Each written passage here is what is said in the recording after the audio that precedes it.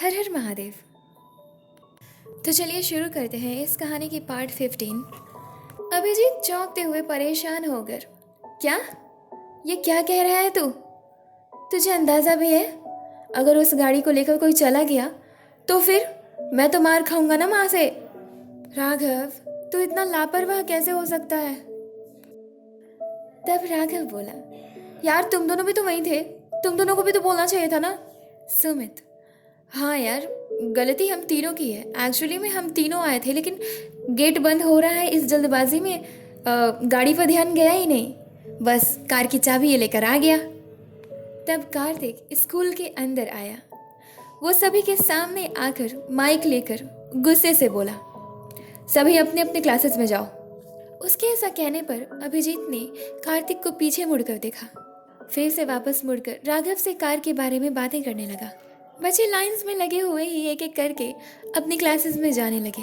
कार्तिक ने अभिजीत को देखा, लेकिन उसे कुछ भी नहीं कहा, क्योंकि वो खुद ही मनी मन पछता रहा था अभिजीत और गौतमी को स्कूल से सस्पेंड करके।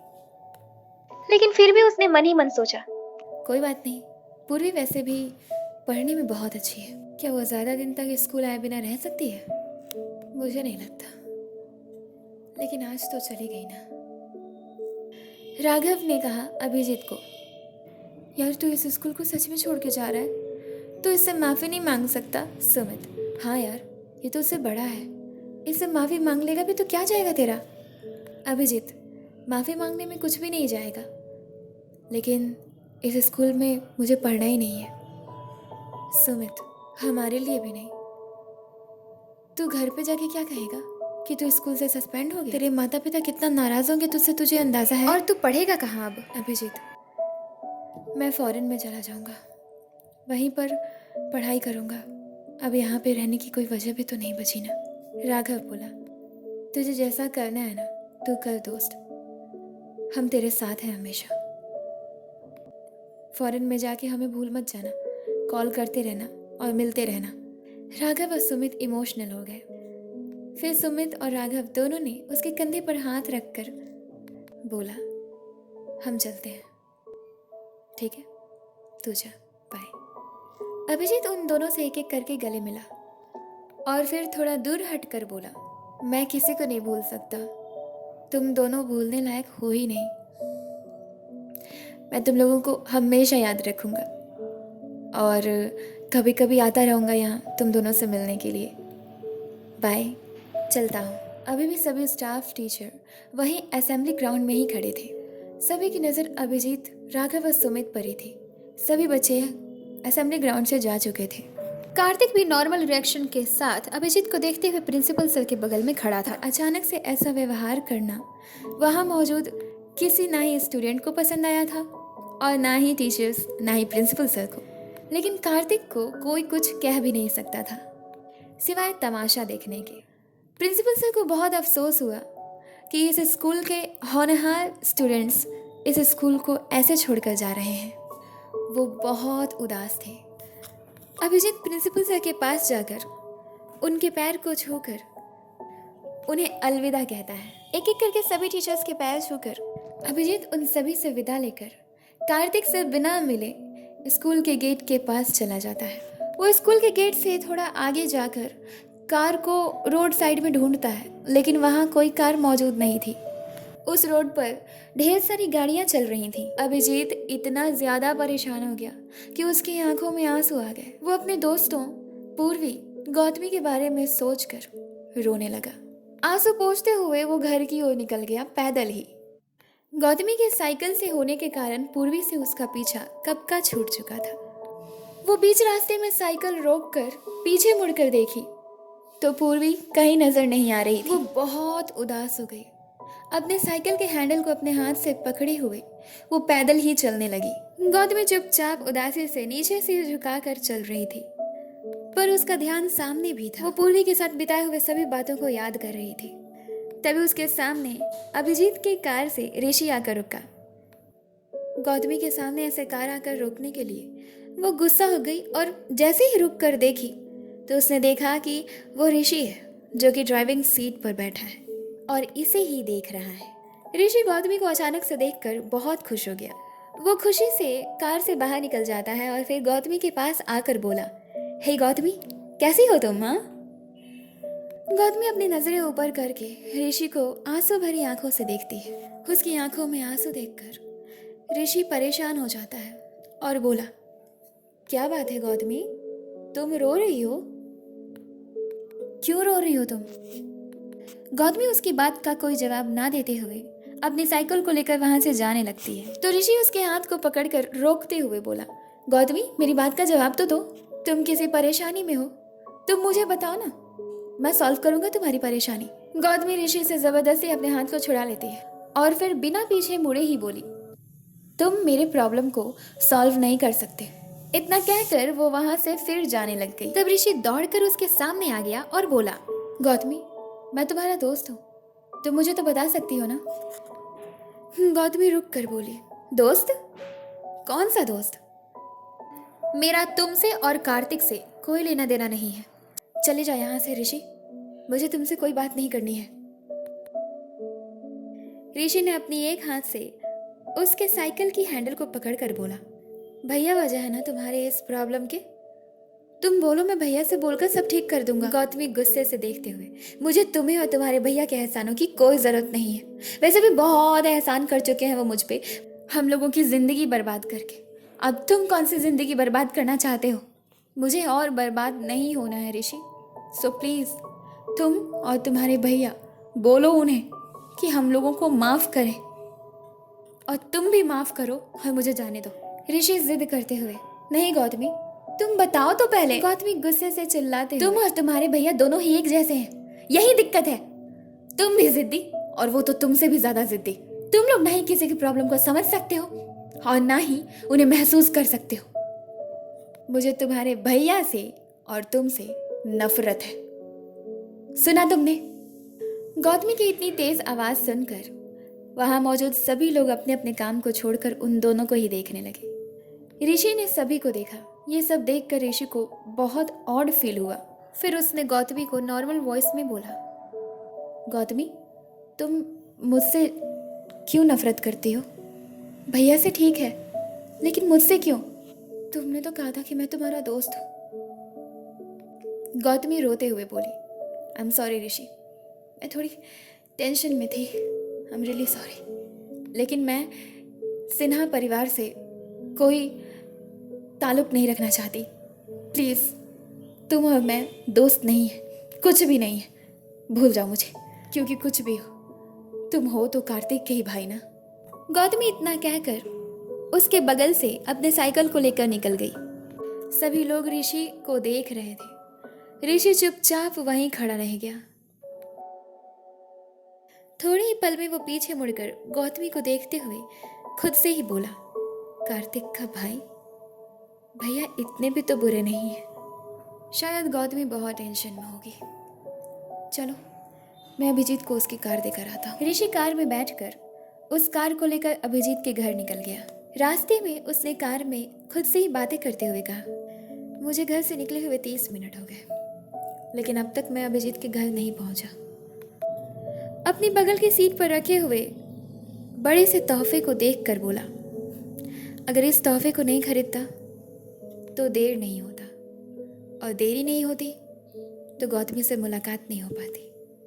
उससे मिलता नहीं तो ये नहीं पता चलता कि उसका मूड खराब है और वो मुझे कुछ नहीं मानती है, कोई रिश्ता नहीं रखना चाहती है सिन्हा परिवार से। क्यों? सिर्फ इसलिए क्योंकि वो कार्तिक भैया का परिवार है और मैं उनका छोटा भाई हूँ। वो यही सब खुद से बातें करके कार को चला रहा था। 15 मिनट में वो अभिजीत के घर पहुंच गया। वो घर के अंदर जाकर उसकी माँ से बोला, आंटी, अभिजीत कहाँ है? उसके पिता ऑफिस जा चुके थे, इसलिए उसकी माँ घर में अकेली सोफे पर बैठकर मोबाइल चला रही। ऋषि को देखते ही उसकी माँ खड़ी होकर बोली, अभिजीत तो अभी स्कूल गया हुआ है, उसके छुट्टी का वक्त अभी नहीं है। ऋषि, ओ आंटी, अभिजीत की कार मैं कल रात ले गया था घर, तो आप उसे बोल दीजिएगा कि मैंने उसकी कार को पहुंचा दिया, मैं चलता हूँ। इतना कहकर ऋषि वहाँ से पीछे मुड़कर जाने लगा। तब अभिजीत की माँ उसे रोकते हुए बोली, सुनो, ऐसे ही चले जाओगे? आओ तो चाय या कॉफ़ी पी के जाओ। ऋषि पीछे मुड़कर हंसते हुए उन्हें देखकर बोला, no no thanks aunty, actually अगली बार, इस वक्त थोड़ा टाइम नहीं है मेरे पास। वो भैया से ना कुछ काम है तो जल्दी पहुंचना है घर पे। नमस्ते आंटी, मैं चलता हूँ। इतना कहकर ऋषि जैसे ही पीछे मुड़ा, अभिजीत गेट से अंदर आया, मुंह लटकाया हुआ। ऋषि उसे देखकर चौंक कर बोला, अभिजीत। वो उसके पास जाकर उससे गले मिला और फिर बोलता है, यार कितने वक्त बाद मुलाकात हो रही है फिर से। अभिजीत उसे देखकर बोला, तुम आओ बैठो। अभिजीत को देखकर उसकी माँ भी हैरान थी। तो ऋषि ने कहा, वो सब तो ठीक है, लेकिन तुम इतनी जल्दी कैसे आ गए अभिजीत? अभिजीत सोफे पर जाकर अपने बैग को फेंकते हुए रूम की तरफ जाते हुए बोला, मैं अब से कभी स्कूल नहीं जाऊंगा, क्योंकि कार्तिक ने मुझे स्कूल से निकाल दिया है। उसकी माँ और ऋषि दोनों ही हैरान होकर बोले, क्या? फिर ऋषि बोला, क्यों निकाल दिया है भैया ने तुम्हें स्कूल से? और तुम के सिन्हा इंटरनेशनल स्कूल में पढ़ते हो?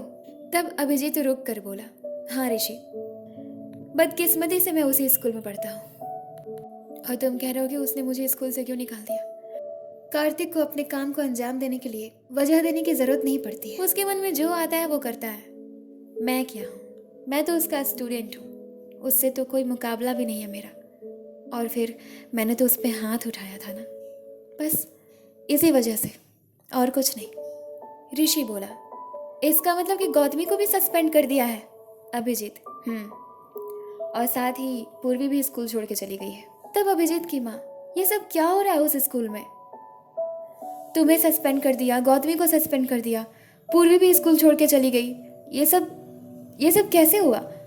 अभिजीत उदास मन से, कुछ नहीं माँ, बस भूल जाइए उस बात को। मैं इस कार्तिक सिन्हा से बहुत दूर चला जाना चाहता हूँ। ये चाहता है कि मेरी जिंदगी बर्बाद कर दे, लेकिन मैं ऐसा होने नहीं दूंगा, क्योंकि मेरी जिंदगी मेरे हाथों में है, कार्तिक के हाथों में नहीं। ऋषि ये सब कुछ सुनकर बहुत उदास हो गया।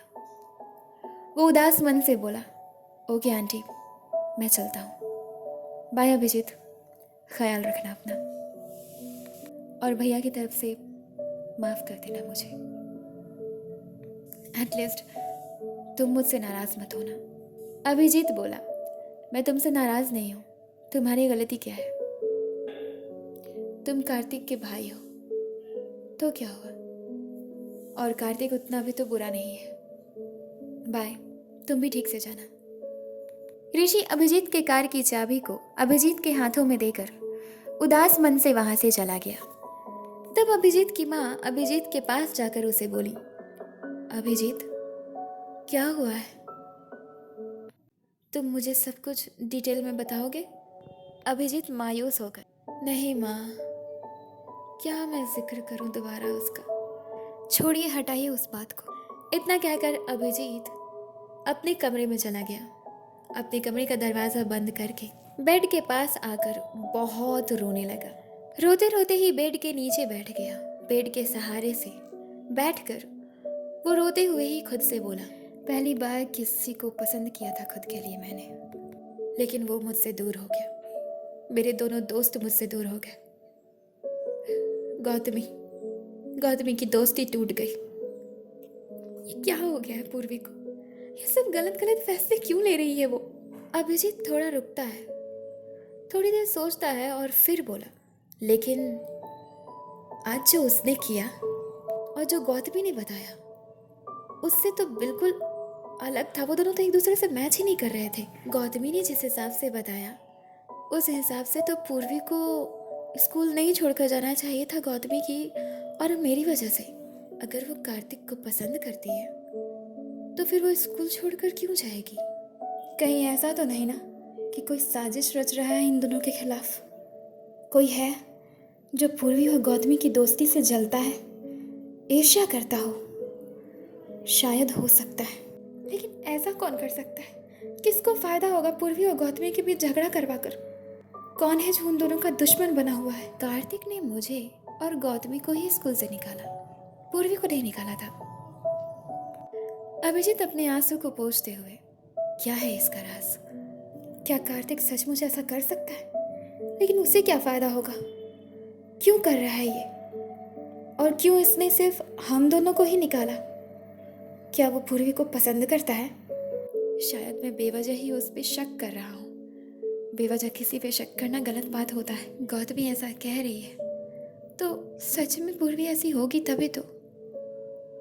मैं कितना गलत समझता था पूर्वी के बारे में कि वो कितनी अच्छी है और वो कितनी बुरी निकली। कितनी अजीब बात है। इधर पूर्वी अब तक अपने घर पहुंच चुकी थी। सौम्या अपने स्कूल गई थी और उसके माता पिता डाइनिंग टेबल पर बैठे हुए दोपहर का खाना खा रहे थे। पूर्वी को इतनी जल्दी स्कूल से आने की वजह से उसके पिता गुस्से से पूछे, तुम इतनी जल्दी स्कूल से क्यों आ गई? पूर्वी उन लोगों को देखकर एक जगह पर खड़ी हो गई और फिर अपने पापा से शिकायत करते हुए बोली, क्या आपको इस पूरे शहर में वही स्कूल दिखा था मेरा एडमिशन कराने के लिए पापा? तब उसकी माँ प्यार से बोली, क्या हुआ बेटा, तुम ऐसे क्यों कह रही हो? पूर्वी, माँ आप लोगों को पता था कि उस स्कूल का ऑनर कार्तिक है? पूर्वी की माँ, हाँ हमें पता था बेटा। पूर्वी फिर से शिकायत करते हुए, तो आपने पहले क्यों नहीं बताया? उस रात जब मैं आपको बता रही थी कार्तिक के बारे में तो आपको बोलना चाहिए था कि वो मेरे स्कूल का ऑनर है। तब उसके पापा, अरे पर हुआ क्या है? तब उसकी माँ बोली, मैं तुम्हें बताने वाली थी, मैं किसी काम से नीचे चली गई थी ना किचन में। मैंने तुम्हें कहा था खाना खत्म करने के लिए, पर तुम खाना खत्म करके मेरे आने से पहले ही सो गई। एक्चुअली मैं ही लेट हो गई थी बेटा, आई एम सॉरी। तब पूर्वी बोली, नहीं माँ आप सॉरी क्यों बोल रही हैं? तब पूर्वी के पापा, अब तुम बताओगी कि हुआ क्या है? पूर्वी डरते डरते सिर को नीचे झुकाकर बोली, वो एक्चुअली गौतमी और अभिजीत को ना कार्तिक ने सस्पेंड कर दिया स्कूल से बेवजह, इसलिए मैं स्कूल को छोड़कर भाग आई। पूर्वी के पापा, रुको तुम्हें बताता हूँ, बहुत अपने मन का करने लगी हो तुम ना। पूर्वी बहुत डर गई, अपने पापा को देखते हुए बोली, नहीं पापा एक्चुअली मेरी कोई गलती नहीं है, ये सारी गलती उस कार्तिक से ना की है। वही कार से निकल कर आया, सभी स्टूडेंट्स को असेंबली ग्राउंड में बुलाकर लाइन्स में खड़े करके लाइन से अभिजीत और गौतमी को निकाल कर सस्पेंड कर दिया उसने स्कूल से, इसलिए मैं भाग आई और मुझे नहीं पढ़ना है उस स्कूल में क्योंकि वो बंदर है। पूर्वी के पापा पूर्वी को डांटते हुए, पूर्वी ऐसे बोलते हैं अपने स्कूल के ऑनर को? कोई तो वजह होगी, तभी तो उसने उन दोनों को निकाला, नहीं तो यूं ही कोई पागल है जो अपने स्टूडेंट को अपने ही स्कूल से निकाल देगा। पूर्वी अपने पापा को देखते हुए कॉन्फिडेंस के साथ, आप जानते नहीं हैं पापा, वो पागल ही है। पूर्वी के पिता, शट अप, मैं जानता हूँ कि गलती तुम्हारी ही है और तुम इल्ज़ाम अपने स्कूल के ऑनर पर लगा रही हो। चलो अब स्कूल चलो, चलो मैं ले चलता हूँ तुम्हें। पूर्वी चौंकते हुए, पापा? वो उठकर किचन में बेसिन में हाथ धोने के बाद, हैंकी से हाथ को साफ करने के बाद पूर्वी का हाथ पकड़ के उसे जबरदस्ती अपने बाइक से स्कूल ले जाते हैं। पूर्वी बहुत इनकार करती है लेकिन उसके पापा उसकी एक नहीं सुनते। थोड़ी ही देर में वो स्कूल पहुंचते हैं। जब वो स्कूल पहुंचते हैं तो स्कूल में क्लासेस लगे हुए थे। उन्होंने पूर्वी का हाथ पकड़ रखा था। वो स्कूल गेट के गार्ड से बोलते हैं, मैं अंदर जा सकता हूँ? मुझे इस स्कूल के ऑनर से बात करनी है कुछ। गार्ड सब कुछ जानते थे, इसलिए वो पूर्वी को देखकर मन ही मन बोले, हे भगवान अब क्या होगा? पूर्वी इशारे से गार्ड को ना में सिर हिलाते हुए कह रही थी कि वो पापा को मना कर दे, लेकिन गार्ड उसके इशारों को नहीं समझ पाए और फिर उसके पिता को देखकर बोले, जी सर जो है वो ऑफिस में बैठे हुए हैं, आप जाएंगे तो वो मिल जाएंगे। पूर्वी के पिता, थैंक यू, चलो पूर्वी। पूर्वी मुंह बनाए हुए कार्तिक से मिलने जा रही थी, अपने पापा के हाथ पकड़े हुए। फिर बोलती है, पापा रहने दीजिए ना, क्या जरूरत है उससे मिलने का, आप प्रिंसिपल सर से मिल लीजिए ना। तब उसके पापा उसे डांटते हुए, चुप करो, अब चलो चुपचाप। कार्तिक ऑफिस में चेयर पर गुस्सा होकर बैठा हुआ था। वो बहुत गुस्सा था। खुद से ही बातें करते हुए कार्तिक, समझ नहीं आता है कि ये लड़की क्या है। मैं इसके लिए आज अपनी मीटिंग को छोड़कर यहाँ आया और ये स्कूल छोड़ के भाग गई। कुछ करना पड़ेगा, मुझे लगता है कि इसके घर पे इन्फॉर्म करना चाहिए मुझे। तब जाकर जब अपने पापा से पिटाई खाएगी ना, तब वापस स्कूल आएगी। स्कूल तो इसे हर हाल में आना ही है कल से। और मैं अभिजीत और गौतमी को भी वापस एडमिशन नहीं दूंगा।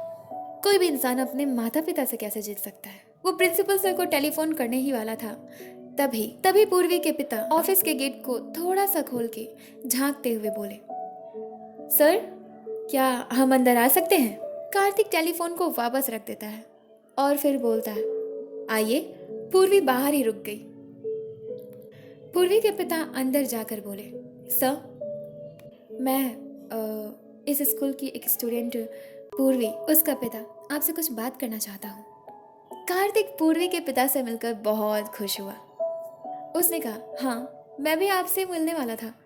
एक्चुअली पूर्वी स्कूल छोड़ के भाग गई है।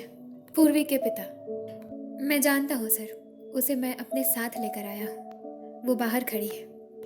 कार्तिक मन ही मन बहुत खुश होते हुए झूठ मूठ का सीरियस एक्सप्रेशन चेहरे पर लेकर बोला, हाँ तो उसे अंदर बुलाइए। उसके पापा बाहर जाकर पूर्वी को लेकर आते हैं। जब पूर्वी पापा के साथ अंदर आती है तो कार्तिक सिर्फ उसे ही देखने लगता है। फिर पूर्वी के पापा को देखते हुए बोला, आप बैठिए ना, खड़े क्यों हैं? पूर्वी के पिता बैठकर बोले, थैंक यू। फिर पूर्वी के पिता, सर जो पूर्वी ने किया उसके लिए मैं आपसे माफ़ी मांगता हूँ। पूर्वी तभी बीच में बोल पड़ी, आप क्यों माफ़ी मांग रहे हैं पापा?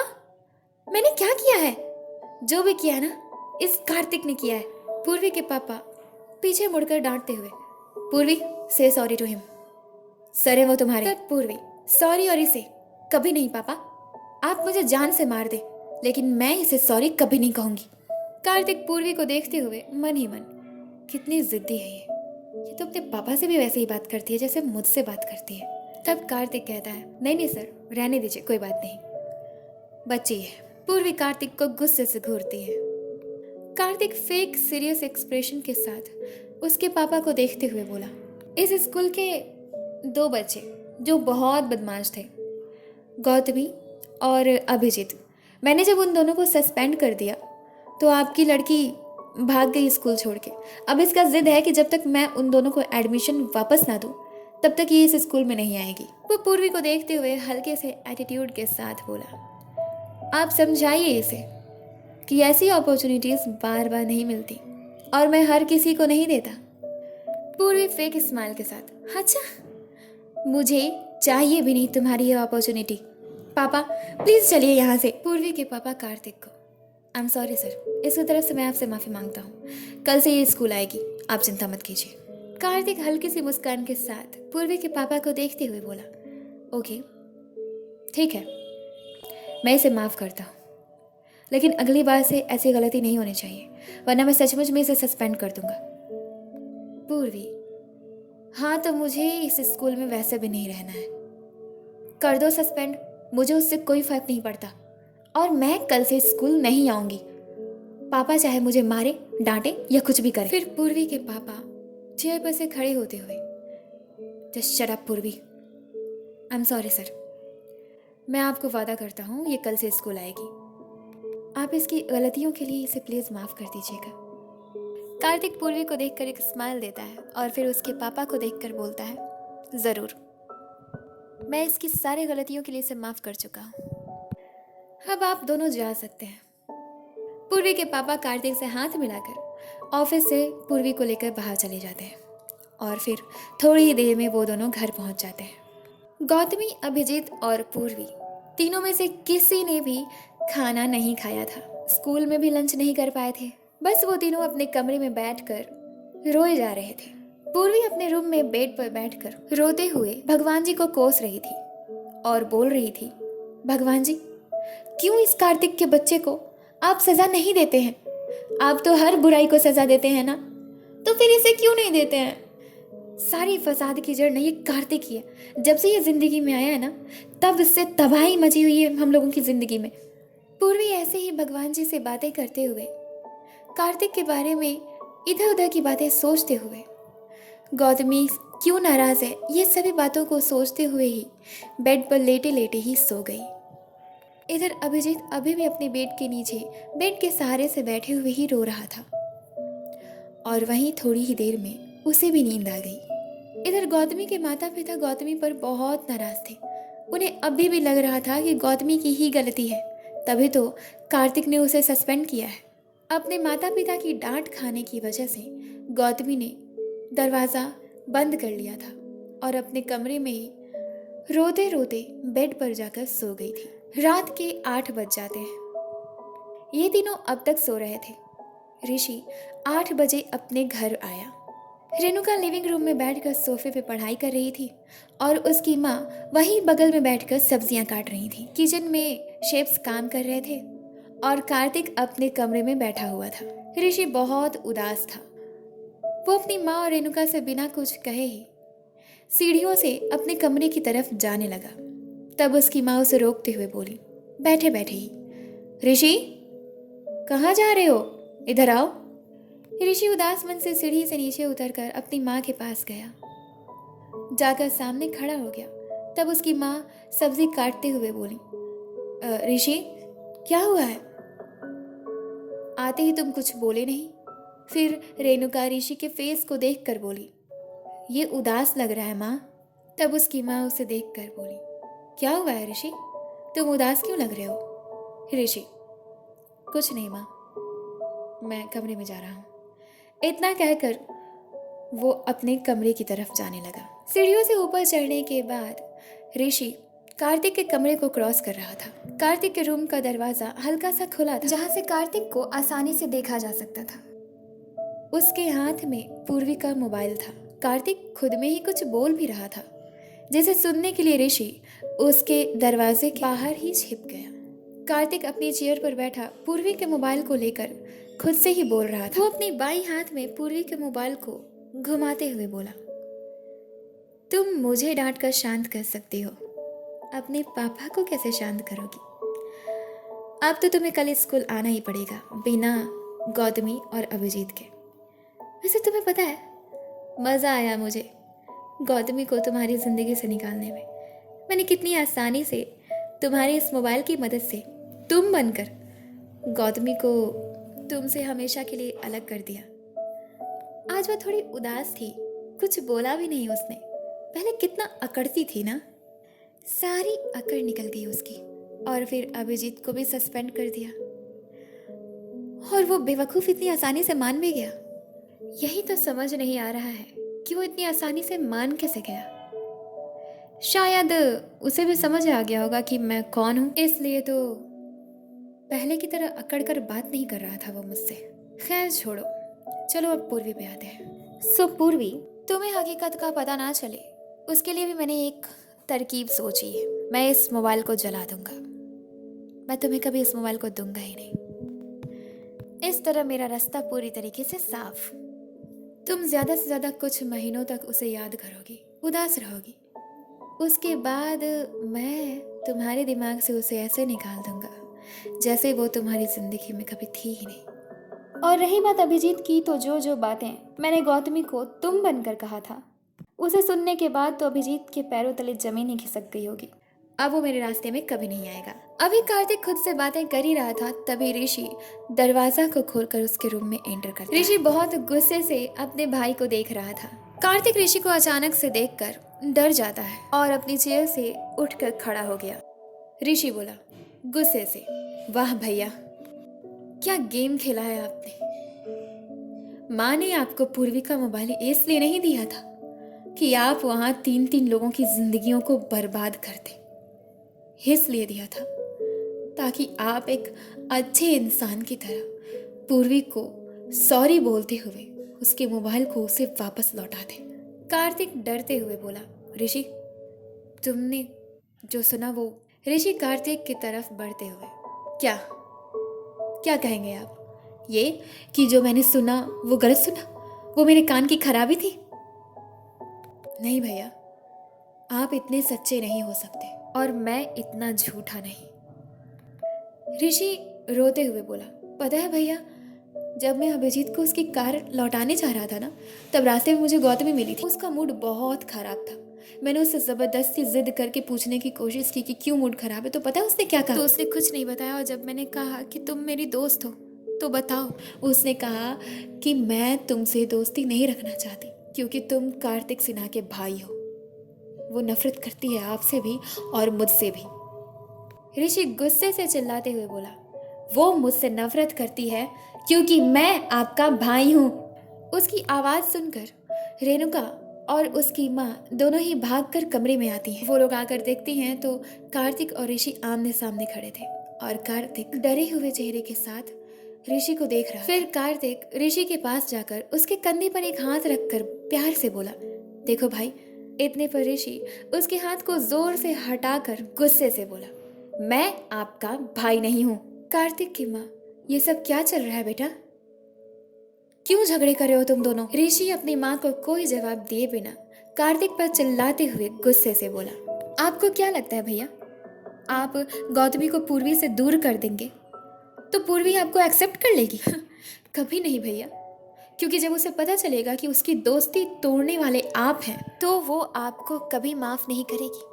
वो तो आपके नाम वाले इंसान तक से नफरत करने लग जाएगी जो अभिजीत पूर्वी को सेव करने के लिए आप तक से लड़ गया, ये जानते हुए भी कि आप इस दुनिया के सबसे बड़े बिजनेसमैन हैं। तो क्या वो आसानी से आपको पूर्वी को सौंप देगा? ऋषि कार्तिक के नजदीक जाकर बोला, पता है भैया, जब मैंने आपकी तरफ से अभिजीत से माफी मांगी ना, तो पता है उसने क्या कहा? कि मैं तुमसे क्यों नाराज हूँगा ऋषि, तुमने क्या किया है? और वैसे भी कार्तिक इतना भी तो बुरा नहीं है कि तुम उसके भाई हो तो मैं तुमसे नाराज हो जाऊं। कार्तिक चुपचाप उदास फेस के साथ ऋषि की बातें सुन रहा था। अरे अभिजीत ऐसा लड़का है जो किसी के बारे में बुरा नहीं सोचता आप उसे अपना दुश्मन मान के उसके साथ बुरा करते हैं, लेकिन वो आपके बारे में बुरा सोचता तक नहीं। इतने अच्छे लड़के को छोड़ के पूर्वी आपको एक्सेप्ट कर लेगी भैया? आपको ऐसा लगता है? नहीं भैया, पूर्वी आपको कभी नहीं मिलेगी, आप उसे डिजर्व ही नहीं करते हैं। कार्तिक जब ऋषि के मुंह से इतने कड़वे शब्द सुनता है तो वो शांत खड़ा रह जाता है, उसकी आंखों में आंसू आ जाते हैं। वो एक जगह पर खड़े होकर शांति से उदास मन से बोला, ऋषि तुझे क्या हो रहा है? हाँ, मैंने जो कुछ किया है वो मेरे लिए किया है, तू उस गौतमी के लिए मुझसे लड़ रहा है? क्या रखा है उस गरीब लड़की में? ऋषि गुस्से के साथ हंसकर बोला, गरीब लड़की? भैया, आप जो ये पूर्वी के पीछे पड़े हो ना, आप एक काम कीजिए, पूर्वी को छोड़ के ये जो आपके घर में अमीर लड़की आई है ना, प्रियांजलि, उससे शादी कर लीजिए। वो तो आपके एज की है और फिर सुंदर भी है, अमीर है, आप ही की तरह बिजनेसमैन की लड़की है, साथ में आपके बचपन की दोस्त तक है। आपको तो बहुत कंफर्टेबल महसूस होगा उसके साथ सारी जिंदगी बिताना ना। पूर्वी तो गरीब लड़की है, क्यों उसके पीछे पड़े हुए? घर में इतना ज्यादा शोर सुनकर प्रियांजलि जो कि सो रही थी वो जग गई। वो कार्तिक के कमरे में भाग कर आती है और आकर सब कुछ खड़े होकर देखने लगती है। कार्तिक ऋषि के पास जाकर अपने हाथ से उसके चेहरे को प्यार से पकड़कर बोला, तू तो मेरा प्यारा भाई है यार, तू मेरे साथ ऐसा क्यों बिहेव कर रहा है? ऋषि अपने दोनों हाथों से उसके हाथ को पकड़ते हुए जल्दीबाजी में गुस्से और हल्के से हंसी के साथ बोला, अच्छा, मैं आपका प्यारा भाई हूँ? अगर मैं आपका प्यारा भाई हूँ भैया, तो गौतमी कौन है पूर्वी के लिए? वो कार्तिक से पीछे की ओर दूर हटकर बोला, इस इंसान का मैं प्यारा भाई हूँ, ये फील कर सकता है कि मैं इसके साथ ऐसा क्यों बिहेव कर रहा हूँ, लेकिन जो गौतमी पूर्वी से नाराज होगी, क्या वो उसके साथ ऐसा बिहेव नहीं कर रही होगी?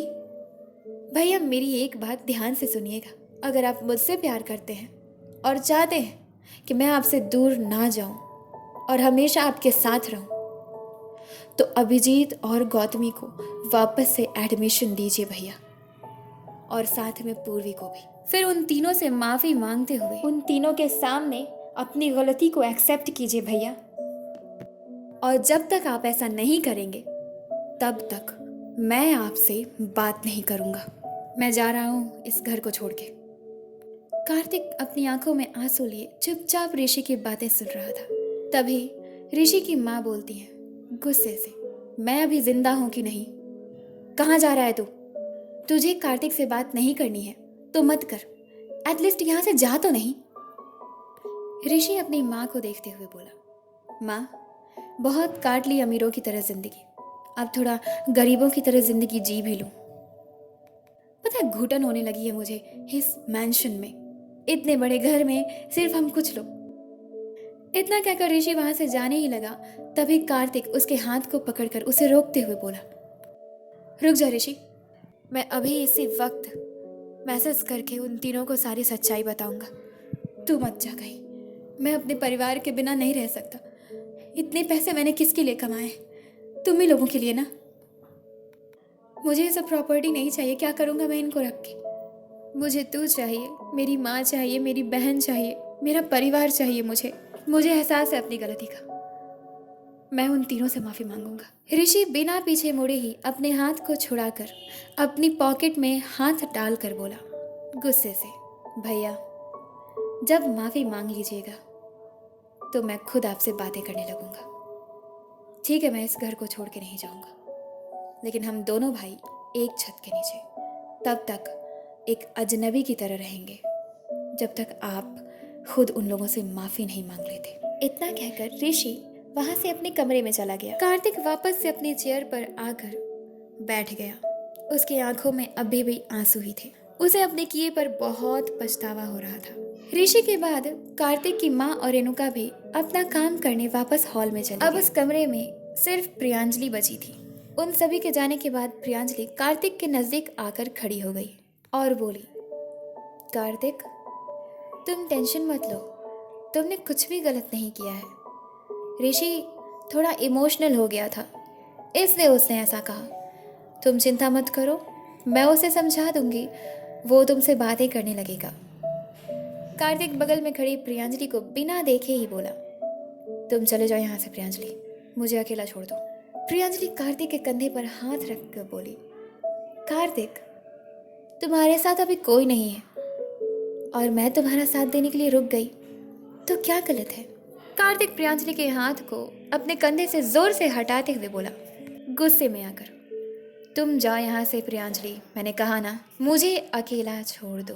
प्रियांजलि तुम जानते हो मैं यहाँ इसलिए आई हूँ क्योंकि मैं तुमसे शादी करना चाहती हूँ। कार्तिक गुस्से से चिल्लाकर बोला, क्या तुम यहाँ से जा सकती हो? कार्तिक का इतना रूड बिहेवियर देखकर अपने साथ अब अंदर ही अंदर प्रियांजलि को बहुत गुस्सा आता है, लेकिन वो इसे कार्तिक को शो नहीं करती है। वो रोने का नाटक करते हुए वहां से दौड़कर वापस से रेणुका के कमरे में चली गई। कार्तिक ने ये देखा, लेकिन उसे ज्यादा फर्क नहीं पड़ा। उसने इग्नोर कर दिया और फिर अपनी चेयर से उठकर वो अपने बेड पर जाकर बैठ गया और फिर सोचने लगा कि अब आगे क्या हो। उसने सोचा कि अगर वो पूर्वी को उसका मोबाइल देता है तो किसी तरह से गौतमी के बारे में उसे पता चल ही जाएगा। पूर्वी की नज़र में वो और भी ज़्यादा बुरा बन जाएगा, और अगर वो पूर्वी के मोबाइल को जला देता है तो ऋषि उससे नाराज़ हो जाएगा, जो वो कभी होने नहीं दे सकता था। आखिरकार उसने डिसाइड किया कि वो कल पूर्वी को, गौतमी को और अभिजीत को सारी सच्चाई बता देगा। उसने सोचा ज़्यादा से ज़्यादा क्या होगा, पूर्वी मुझसे नाराज़ हो जाएगी। कब तक नाराज़ रहेगी वो मुझसे?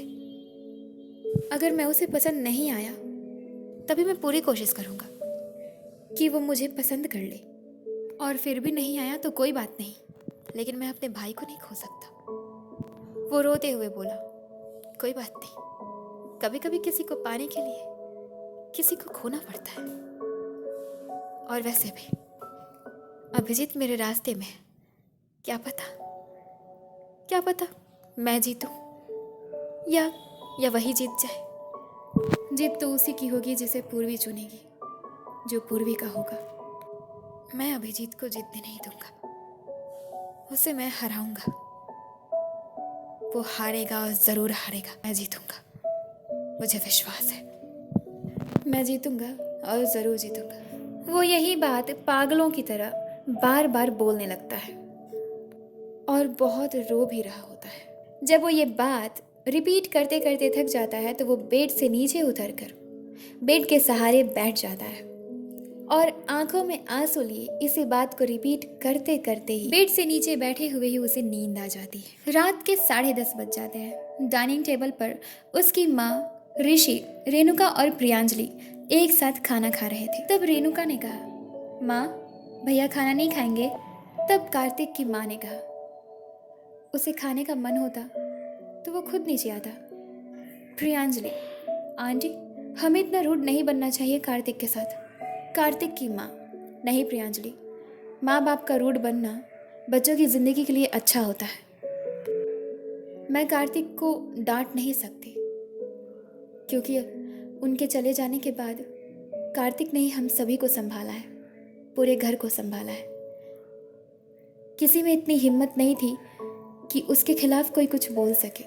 पहले पूर्वी, फिर गौतमी, फिर अभिजीत और आज ऋषि। ये सुनकर ऋषि की आंखें भर आती हैं। वो खाना छोड़कर अपनी बाईं हाथ से आंसू को साफ करते हुए बोला, माँ, भैया को खाना खिला दीजिए। हमें सच में इतना रूड नहीं बनना चाहिए भैया के साथ। मैं कैसे उनसे बात किए बगैर रह सकता हूँ? कहने के लिए तो कह दिया मैंने, लेकिन मैं नहीं रह सकता माँ। रेणुका, जो कि ऋषि के बगल में बैठी हुई थी, वो ऋषि के कंधे पर हाथ रख के उसे काम करते हुए बोलती है, भैया, जहाँ तक मैं कार्तिक भैया को जानती हूँ कि वो किसी की वजह से ही झुक सकते हैं उन लोगों के सामने। अगर आप उनसे अभी बात कर लेंगे तो वो निश्चिंत हो जाएंगे और फिर वो उन लोगों से माफ़ी मांगेंगे ही नहीं। तो माँ सही कह रही हैं, कभी कभी रूड बनना भी सही होता है। ऋषि रेणुका को देखता है, बोलता है, लेकिन रेणुका भैया के लिए।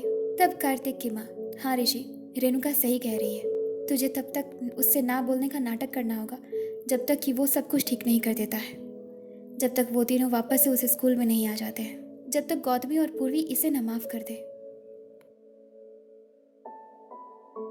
आप सभी को दिल से धन्यवाद कि आप सभी हमारी स्टोरीज को सुनते हैं, लेकिन कृपया करके हमारे चैनल को सब्सक्राइब भी कर दिया कीजिए। क्या ऐसा नहीं हो सकता कि हमारे इन स्टोरीज़ की वीडियोस को सुनने के बाद हमारे चैनल को आप लोग सब्सक्राइब कर दें? आप लोगों का सपोर्ट और प्यार ही तो है जो एक चैनल को ग्रो करता है। Please help me and support me. Thank you. Her her Mahadev. God bless you.